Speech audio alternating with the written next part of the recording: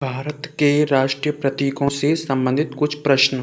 प्रश्न फर्स्ट, भारत के राष्ट्रीय ध्वज की लंबाई व चौड़ाई का अनुपात क्या है? इसका है 3:2। लंबाई 3 है, चौड़ाई 2 है।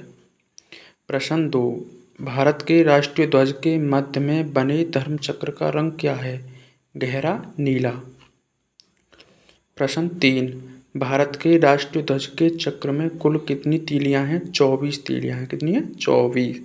प्रश्न 4, स्वतंत्र भारत के राष्ट्रीय ध्वज का डिजाइन किसने बनाया था? पिंगली वेंकैया ने बनाया था। प्रश्न 5, भारत का राष्ट्रीय गान है जन गण मन। भारत का राष्ट्रीय गान है। प्रश्न 6, भारत के राष्ट्रीय गान के रचयिता कौन हैं? डॉक्टर रविंद्रनाथ टैगोर हैं। प्रश्न 7, राष्ट्रीय गान सर्वप्रथम कब और कहाँ गाया गया था? 1911 में कोलकाता में गाया गया था।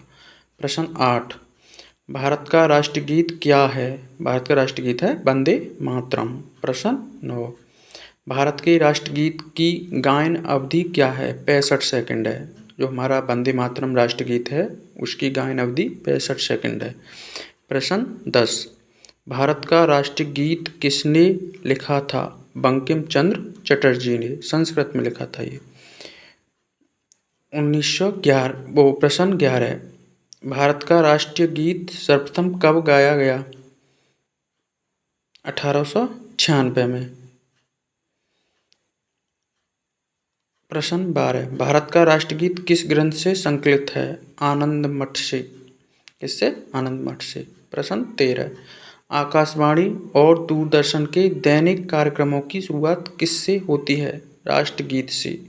राष्ट्रगीत क्या है हमारा? वंदे मातरम। प्रश्न 14, भारत के राष्ट्रीय प्रतीक चिन्ह में कितने शेर दिखाई देते हैं? 3 शेर दिखाई देते हैं। प्रश्न 15, भारत का राष्ट्रीय जलीय जीव कौन सा है? डॉल्फिन, जो गंगा नदी में है।